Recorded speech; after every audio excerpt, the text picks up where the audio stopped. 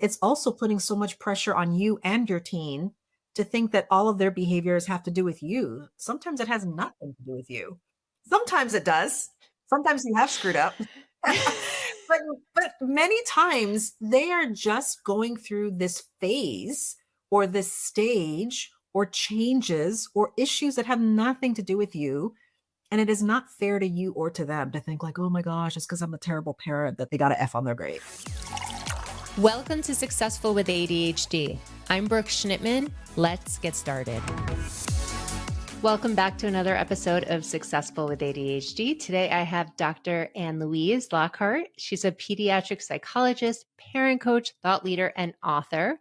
And she spent years feeling disconnected from her own mom during her teen years. She didn't want parents and teens to experience the same, so she wrote a book to help parents feel more connected with their teens. And the book is titled Love the Teen You Have and is currently available. Woohoo! And not only is she an author and a psychologist and a parent coach and all those other achievements, but you may have seen her in New York Times, Parents, HuffPost, and on the Today Show. Yes. She's dynamic, relatable, and she is a trusted voice for parents nationwide.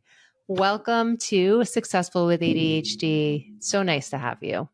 Thank you, Brooke. It's good to be here. Yes. And I'm excited to dig into your book because for those of you who don't know, I have two stepsons who are 12 and 14 with ADHD. Woo! So a lot of these questions and answers are going to be very relatable to my life. And I'm sure those of you listening. So I know you've worked with lots of parents and they feel disconnected, constantly in conflict with their teens. I totally get that. So what made you write Love the Teen You Have, and what's the deeper message behind the title? So my original thought was stop parenting imaginary children. That was my first thought because I have several posts and videos on that and it really resonates with people. But I wanted to frame it in more of a positive, aspirational way. And the Love the Teen You Have is really moves and speaks to unconditional love and radical acceptance, really just loving the teen that is in front of you, not some made up version, not the one you were, the one you wished you had, just the Not one comparing in front of us to our neighbors. Yes, exactly. And it's easier said than done, but it's so important to do because we were all teenagers once. And when I work with adults who struggled with not being loved for where they were, it still haunts them and it still weighs heavily on them. And they still desire it from their parents, even as adults. So to me, that message is just so important. It doesn't mean that you're accepting all their foolishness and crazy behaviors. It just means that you're just loving them through all of it and you accept them regardless of how they show up. I love that. I've heard the saying, parent the child you have, but love the child you have is so different. Can you distinguish the two? So parent, to me, when you say parent the child you have, that feels like more of an obligation. Like, well, I'm a parent to them, so I just will parent them because I have them, right? It's like, Because that's my title. Yeah. that's my title, right? And loving someone, although it doesn't feel, sometimes kids will be like, well, you're supposed to love me. Well, it's still a choice and you're choosing to love them. You're choosing to see the stuff they're giving you, the rebellious attitude, the calling you bra, they're annoying 6'7", 6'7" all the time. Oh my gosh. And yet you're still loving them through it. You're saying that I delight in you and I treasure you and I just adore you even through it. And so I really believe it's this conscious choice and just accepting them where they're at. And to me, the loving them feels much more choice-based and more doable than just saying, well, I'm just going to parent them because I kind of got them and I'm stuck with them. I'm going to, Yeah. It really shifts the narrative and shifts the mindset into that growth mindset and radical acceptance that you were mentioning. Yeah, it does. Because I know one of the things early on in my doctoral program in psychology, the one of the things that always stuck out with me is like, there's tons of evidence-based therapeutic strategies you can use with a variety of issues. But the one that really leads to lasting change and true transformation in a client is them feeling accepted and cared for by their therapist. Yeah. And that is the thing that leads to change. And so you could have the toughest case, the toughest client, the one who's resistant to getting help and treatment. And you can do all these strategies. I'm going to do cognitive behavioral therapy and acceptance agreement therapy and all these different things. But the thing that I have found, and I've done this for 20 years and I've supervised people who do this work, it's accepting that client in front of you, that loving them through the stuff, feeling like they are valued, this unconditional positive regard, that this person accepts me where I'm at. And that is a huge gift. So if that can lead to such transformation and growth in a client that's not even yours, how much more that could benefit a tween or a teenager that you're raising and caring for as well. Yeah, it's so powerful because you think of Maslow's hierarchy of needs. We all want to feel loved and accepted. And parenting is such a tough job. Hmm. It's not easy. Not easy. And we think very often, well, we have to do something this way, and we get logical and then we get emotional when we're in the moment. But if you really just think of it, and I'm not trying to like downplay parenting, but if you just think of the core and showing up with love and empathy first, then all the logical stuff afterwards, there is a shift in the dynamics between you and the children, or the teenagers, I should say. Yeah, and, And and parenting is hard, but you don't want it to feel like a job either, because then that will come across to your teens that you're just doing it because you have to. And so to yeah. be able to just delight in them and just love them through all the messiness, it's hard to do that. Mm, But mm. it's important for them to feel that from you. Yeah, yeah, totally. So, what's one belief that parents have about good parenting that actually gets in the way of connection, do you think? Ah, that's a great Especially with question. neurodiversity. Yes. Well, I believe one thing I hear over and over again is parents think that if they're doing it right, they should have good results. So if Mm. my teen is cleaning their room and they're getting A's and they have friends and they're listening to things when I tell them the first time and they're taking showers when they're supposed to and they're not being annoying to their siblings, then I must be a great parent. And if all of those things aren't happening and the opposite is happening, or they're going downhill and they're skipping school and they're failing and they're a jerk to their siblings, then I must be a bad parent. And I believe that parents need to get away from that thinking, because when all individuals have free will, but especially when you get into the tween and teen years, they start to become separate individuals. Is that whole process of individuation. They believe that, well, they start to understand that I am a separate individual. I can have my own values and beliefs and attitudes and ideas and thoughts and feelings and preferences. And so then parents think, oh, well, I must have done something wrong because they're separating, they're doing their own thing. And I believe that's really harmful for parents, because then, like, one day you're a great parent and one day you're a sucky parent simply because of the choices they make. Like, don't do that to yourself. And it's also putting so much pressure on you and your teen to think that all of their behaviors have to do with you. Sometimes it has nothing to do with you. Sometimes it does. Sometimes you have screwed up. but many times they are just going through this phase or this stage or changes or issues that have nothing to do with you. And it is not fair to you or to them to think like, oh my gosh, it's because I'm a terrible parent that they got an F on their grade. I was smiling because I, as a neurodivergent human, have major rejection sensitivity. And I used to struggle with that with my husband, with my stepsons. You know, if they're in a mood, it's about me. I did something Mhm. wrong. So I can imagine the parents out there listening, especially if they're neurodivergent themselves, feeling like, okay, I hear what Dr. Ann-Louise is saying, but like, how do I distinguish when it's me who's the problem and I'm doing it wrong and it's them?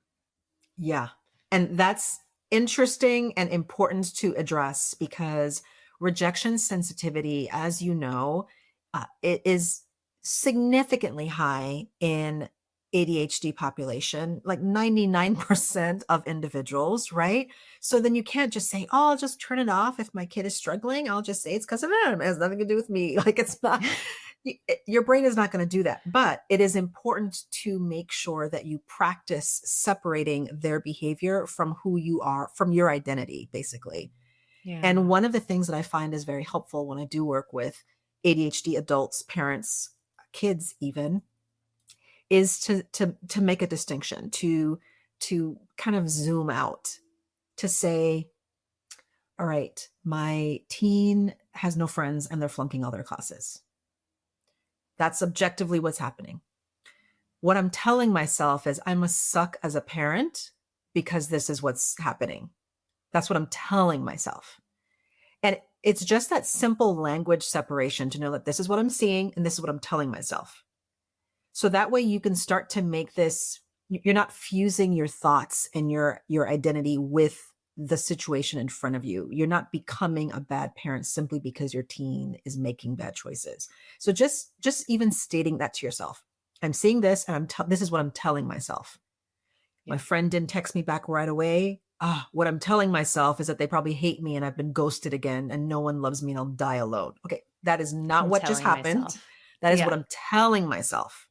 That's right? powerful language to distinguish the story and the fact and separate those two. And just naming those facts really like taps into the logical brain and takes you out of that amygdala of thinking, oh gosh, this is about me. I'm the problem. Right. And then that way you can move into looking for evidence that proves or disproves it. That's what we often do in cognitive behavioral therapy is you're taking this catastrophizing that you're doing because there seems to be evidence. Well, if someone hasn't texted me back, if my kid is flunking, then maybe those things are true and maybe they're not true. So let's just look at the evidence and then also let's look objectively what's happening and then what you're telling yourself so that you're not fusing these things together. And I believe that can be very helpful because like you said, when we're in our amygdala and emotional brain, we're not going to think clearly. We're not going to think logically. We're going to be very irrational and very like, oh my gosh, this is the worst thing ever. And we're not keeping those two things separate. So even if it doesn't cure you right away from the rejection sensitivity, you're at least creating some distance between the thing and the thought. Powerful. Yeah. So we know that ADHD is very genetic. And you mentioned catastrophizing. So as a teenager with ADHD, there is a lot of catastrophizing. So how, as a parent, can you distinguish between ADHD catastrophizing, oppositional defiance, and just teenage egocentric ism? Yeah, that's a great question. And one of the things that I tell parents and people in general is there's lots of things that we do that are unhealthy, right?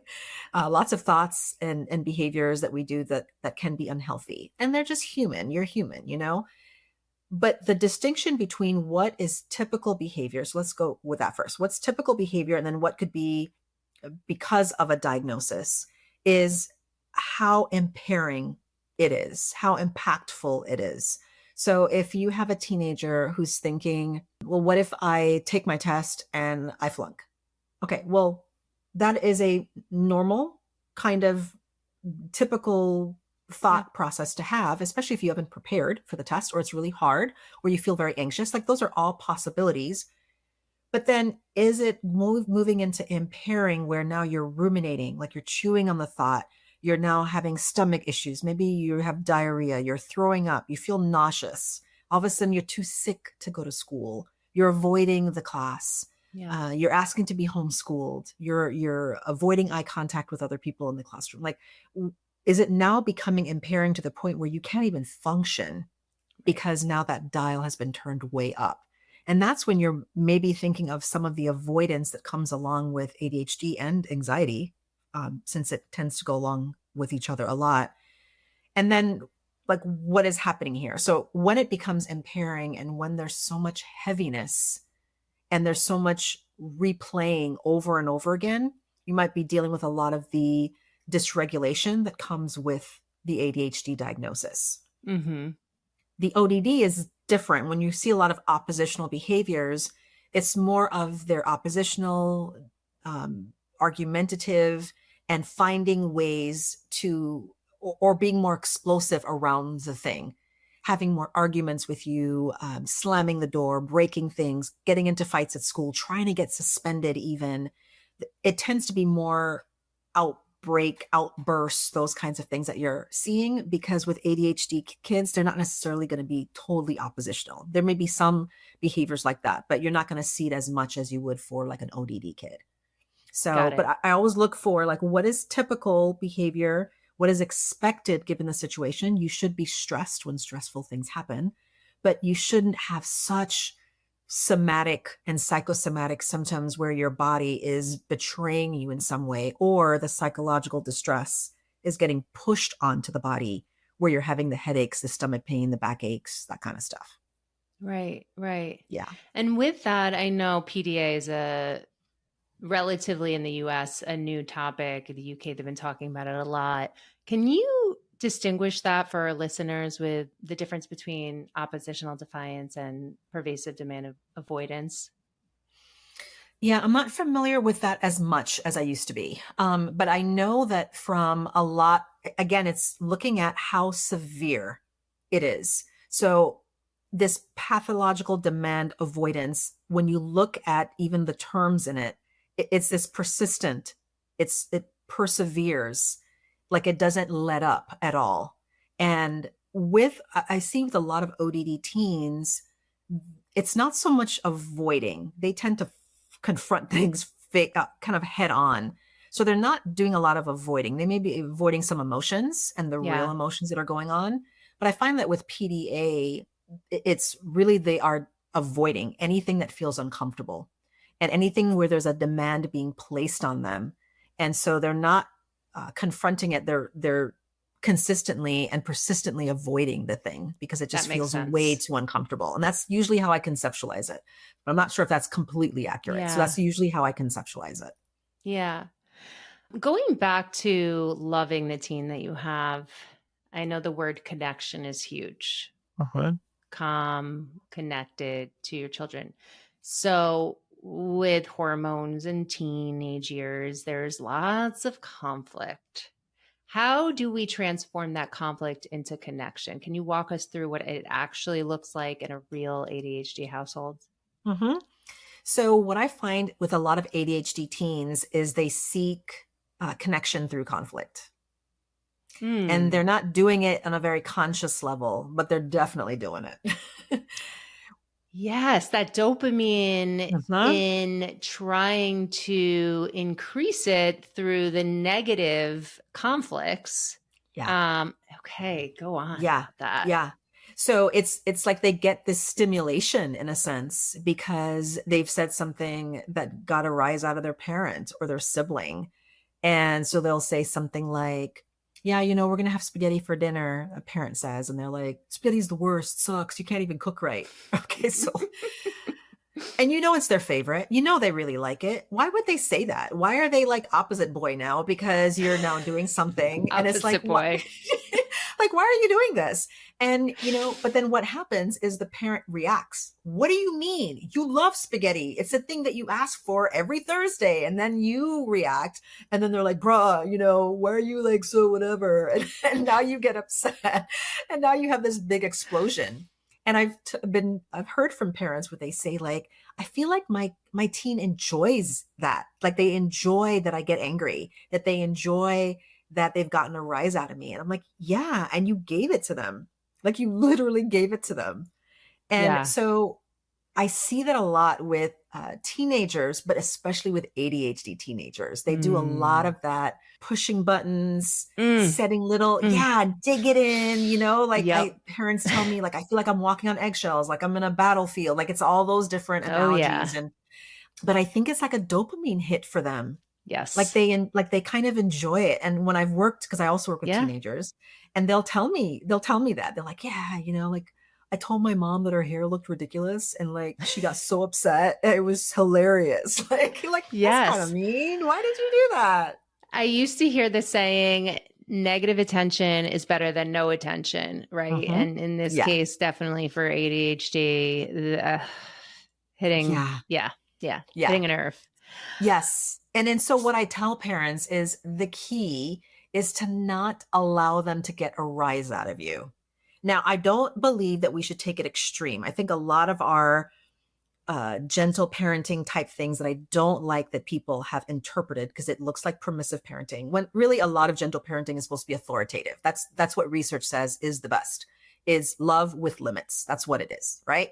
But how people hear, because I think it's the gentle they get stuck on, is they're like, Bobby, don't say negative things about my hair. That's not nice. And I'm like, you can't He's a talk to a teenager like teenager. that.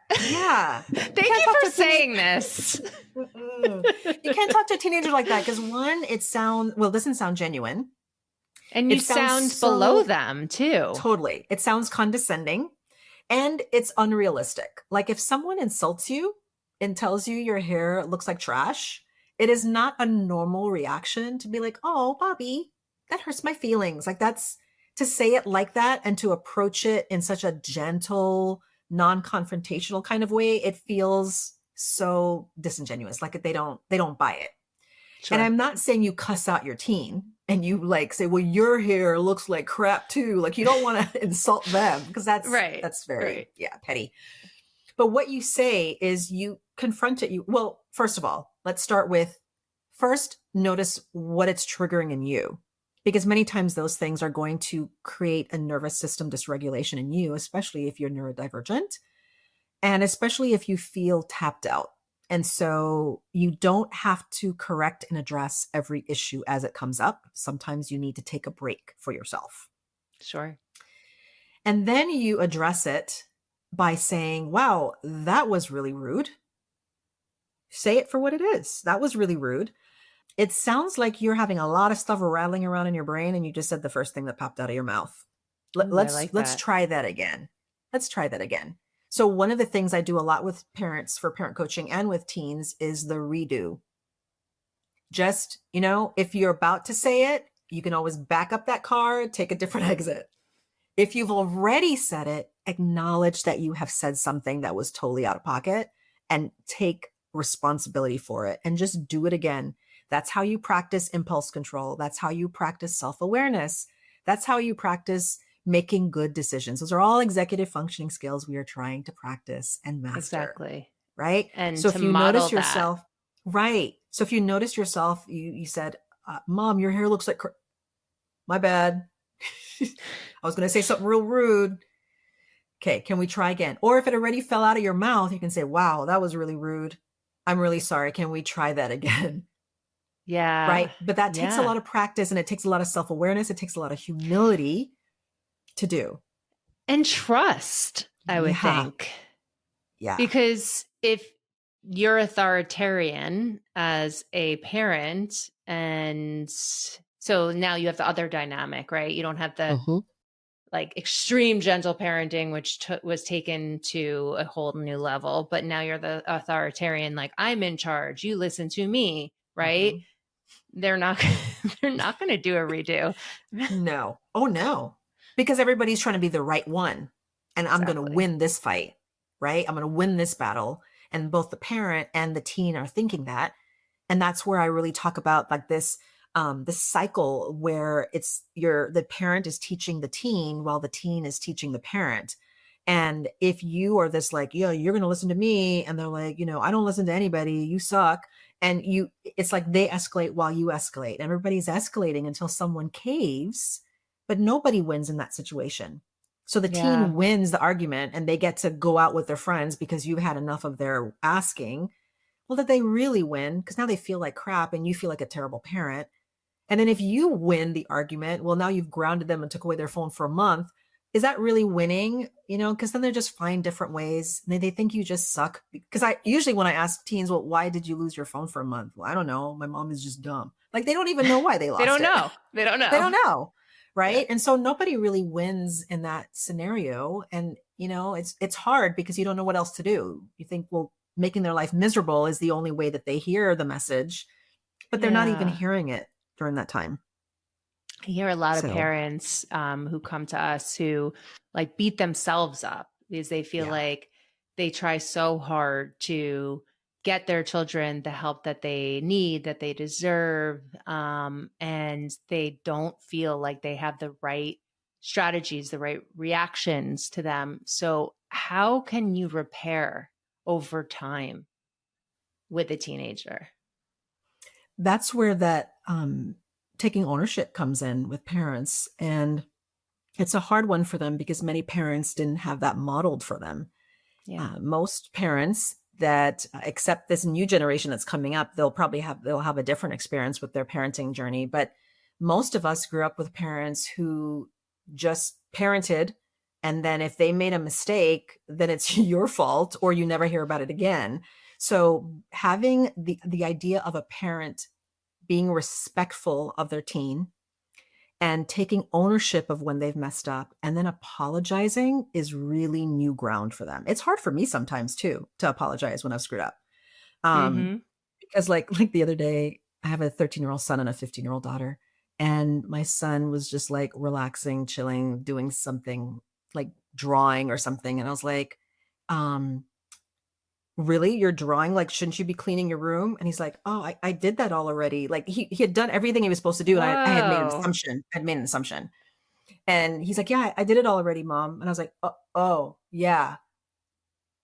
Kind of like, yeah, you better kind of thing. And I was like trying to like, okay, So you were rewind. sarcastic Yeah. and you were like, foot in mouth. Okay, I need to try this Cannot again. compute, right?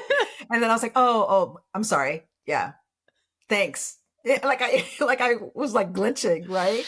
Because it's Right. hard. Like I screwed up. I made an assumption that I should not have made, and that was wrong of me. And it was even in that moment, knowing that I was wrong, it was hard to apologize in that moment, No one So, likes to be so wrong. it is a new skill set for many of us because it wasn't modeled for us. So it feels like we're being like a punk, like we're being too soft Yeah. because we are apologizing to kids.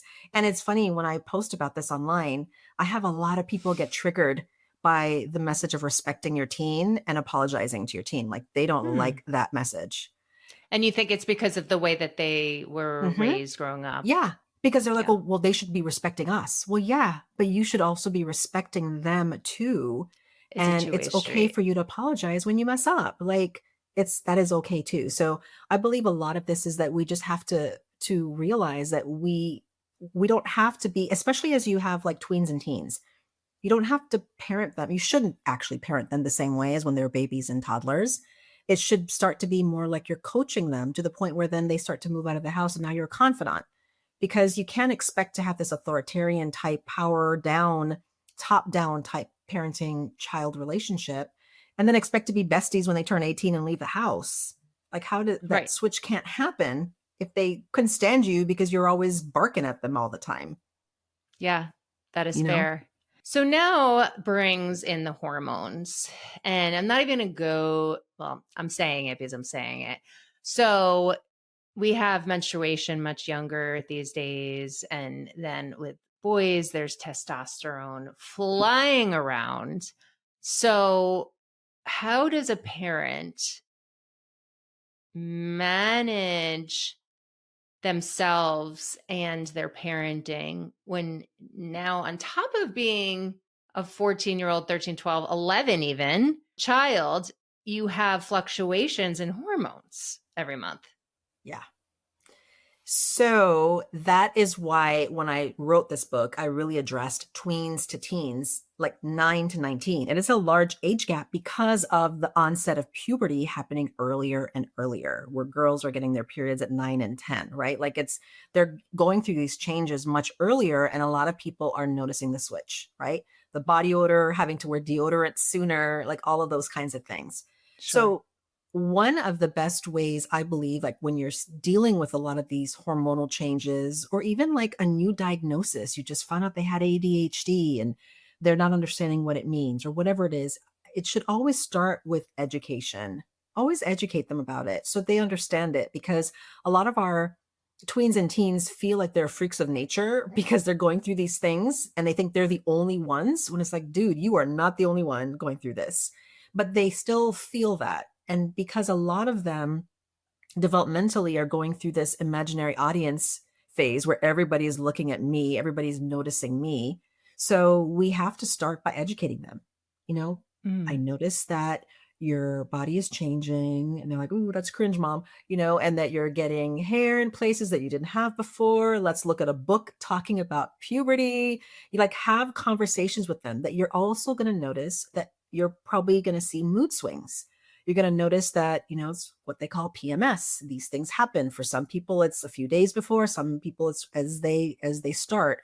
You're going to feel like you might look different than other people, or people are passing you in their development and you're lagging behind. Like there's all these things that it's really about having conversations with them about it and normalizing it.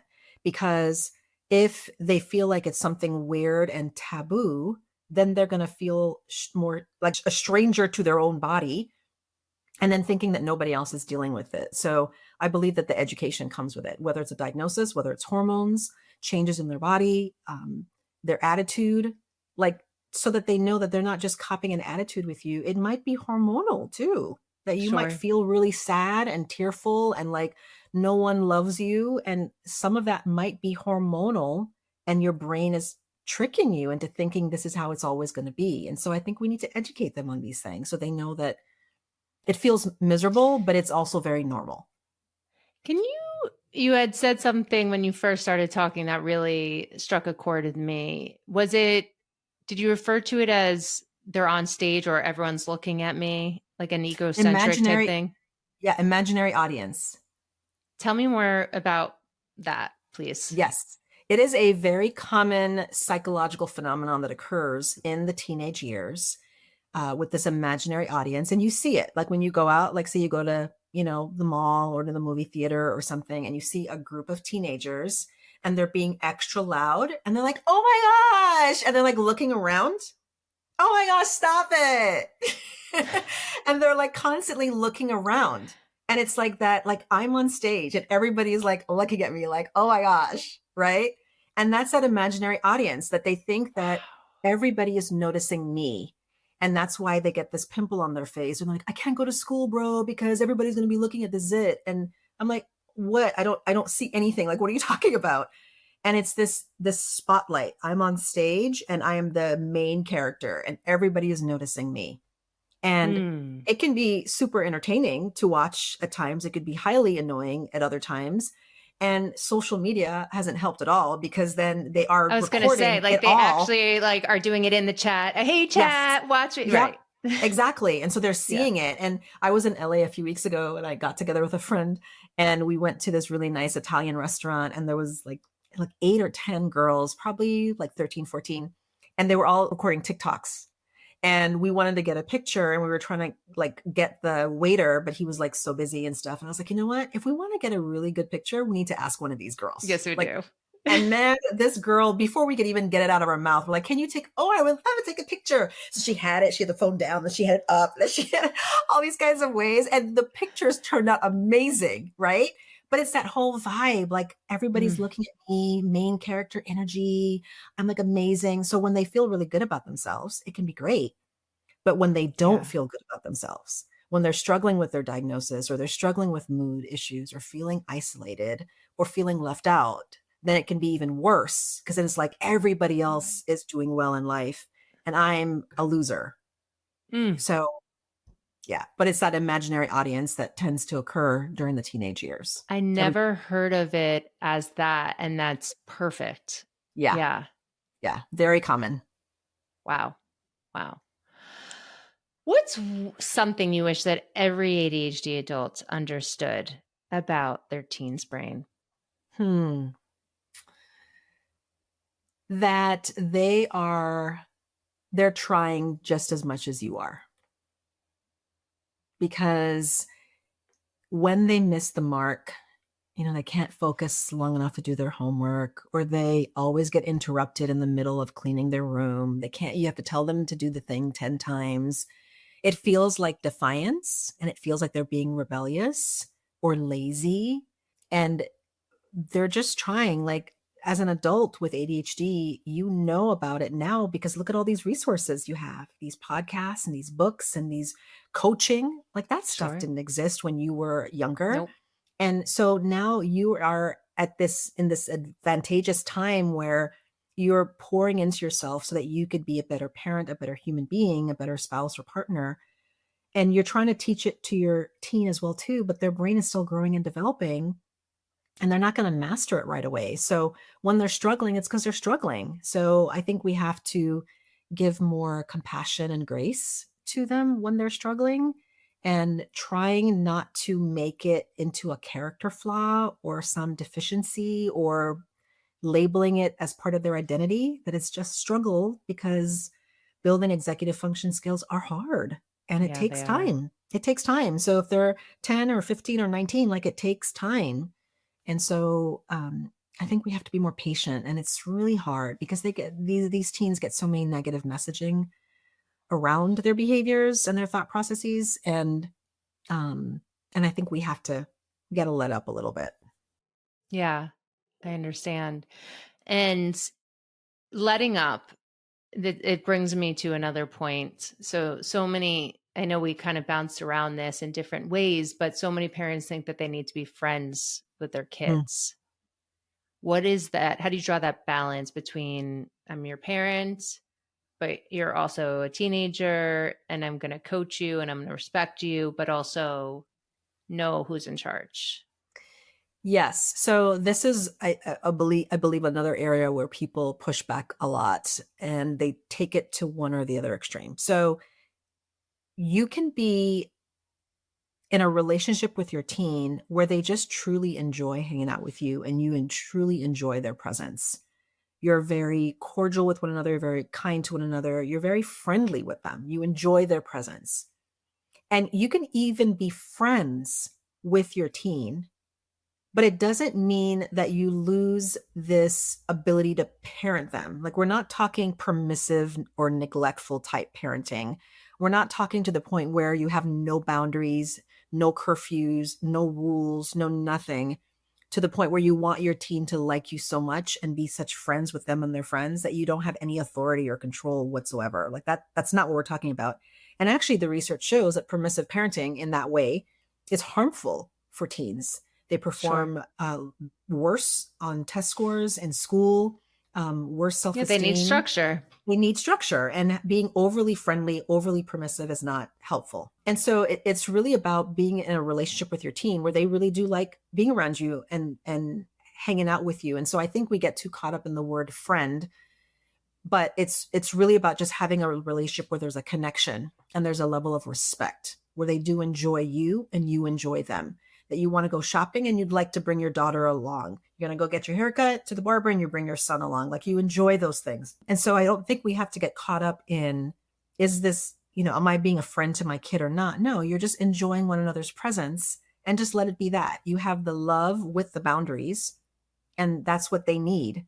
And then as they leave your home and they move off to college, the military, their work, their job, whatever it is, then it can transform into a true friendship where you're not having to parent them anymore, because you've already provided the foundation, and you can be truly best friends, or friends if you even choose to be. And so, yeah, I think it's a little tricky in terms of the label, because I think then people hear friend and they think, oh, no boundaries, no rules, and we're just like besties and like we're smoking and drinking together. Well, no, we're not talking about that. No. We're not besties. I love what you said with love with limits. Mm-hmm.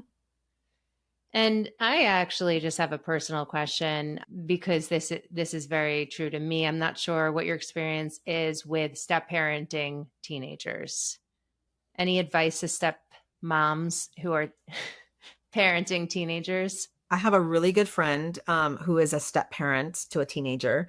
She, a few years ago, when her stepson was watching this show and she didn't understand it. So she knew that I was a big Marvel fan. So she reached out to me so I could provide like this like Cliff's Notes version of the show. And so I was talking to her about it and educating her. And she's like, I don't get it. I don't know if I like it. I'm not sure. And so I said, no, I think you should watch it with him. And it was a really good bonding moment for them because it was a really good show and she ended up really liking it. It was WandaVision. And it's such a unique show and it had such good messaging in it that they were able to talk about.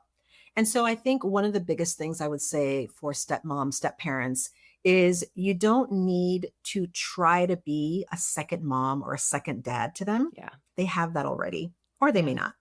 But you don't need to replace that for them. You're just the bonus, Yep. right? You're the dessert. And so I believe, especially if it's a new relationship, focus more on the connection and the relationship and don't focus so much on setting Parenting. and reinforcing rules. Yeah. Because they need to, depending on the circumstances, that why they're in your life or you're in theirs, a death, a divorce, whatever it is, they might have issues with trusting or feeling angry, feeling betrayed. Mm-hmm. And there could be a whole bunch of other underlying feelings going on there. And so you want to tread very lightly and have more of a relationship with them and really connecting with them on their terms and not pushing too much. Yeah. And so I really believe that you should focus more on that and less about reinforcing the homework, reinforcing the rules, doing all that. Let their biological parent focus on that. And then you can move into that role eventually. Yeah. I wish someone told me that when I first started step parenting. Yeah. Yeah. There's a little bit of repair that's happening right now. Yeah. Yeah. It's hard because you think, well, I can't let them walk all over me and just run the house. Well, no, you're not doing that, but you're trying to move into a relationship where they will listen to you and respect that and see you in that role. But you can't just bully your way automatically. Into that role. Exactly. Yeah. Exactly. Yep. And even if you were their step parent when they were toddlers, right? It's still the same thing. It doesn't matter when you enter their life. You still need to play that role of connecting and loving and letting their biological parents be their parents. That's such powerful advice. Yeah. So another question, what do you wish schools or professionals understood about the dynamic between ADHD parents and kids? Teens. Great one. I wish, and when I do presentations at schools, I emphasize this a lot. I wish that they focused more on building executive function skills in the first 8 weeks of school than teaching stuff that isn't going to matter in the long run. Yes. I used to be a special education teacher before I became an ADHD coach. And I had a class that was an executive function class. And I was like, this is amazing. I'm teaching these children with IEPs the skills that they need for life. But what about everyone else? Right. We don't teach that. We don't teach that. So true. We just let our parents and teachers be our executive functions. And then you go off to college and you have no idea how to adult. And then you don't have developed executive functions because you are still developing, but you also haven't trained your executive functions. Right. Exactly. So I think if they focused on that and building that, that would be so powerful. Because if, for example, you're teaching impulse control and frustration tolerance, then when they get to that hard math problem, or when they get to the essays or the long project, they will have those skills to be able to handle it. You'll have less behavioral issues, less detention, less calling the parents and blaming each other, blaming themselves, burnout from teachers, because they'll have the skills. And then you can weave it in throughout all your lesson planning. And I believe that a lot of times what schools and teachers sometimes miss, because they're working hard and a lot of teachers are under-resourced and schools are just struggling, that they're putting it on the parent and then the parents are putting it on them. And so then everybody's missing each other because they're not learning the foundational stuff. So I really believe schools need to have that more as a foundational thing, and they will have they'll save so much more time and energy and stress because then they And can pass also that lesson on to the kids. money too for the Mhm. parents. I mean, that's why they come to executive function coaches, because their children aren't getting that in school. Right. Yeah. Exactly. Exactly. Oh, that's huge. I love that. Mhm. So, such valuable information here today. And I really cannot wait for people to get their hands on your book. Love the team that you have. I'm guessing it's on all major bookstores. Woo! Yes. Go buy it, go read it. And they can find it'll be available on audiobook, hardcover. I narrated myself. I spent hours in the studio doing that. So I'm very happy that it's available audiobook. And wherever, online, their local bookstore, they can find it wherever books are sold. Awesome. And where can people find you? I'm most active on Instagram at dr.Ann-Louise.Lockhart. I have lots of fun on that platform. Also on my website at drAnn-LouiseLockhart.com. And yeah, so those are the best places. And then also my YouTube channel, which I'm finally building up because my son told me that it was weak. So I finally built that up. Did he say, bruh, it's weak? No, he did not. He said it not with the bruh. He just said it was weak and I needed to up my game. So I have done that this year. Okay. I love it. Well, thank you again for being here. Such valuable content. And we hope to see you back soon. Thanks, Brooke. Thanks for listening to this episode of Successful with ADHD.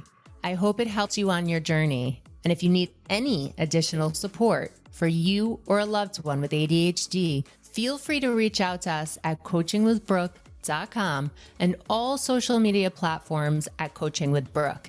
And remember, it's Brooke with an E. Thanks again for listening. See you next time.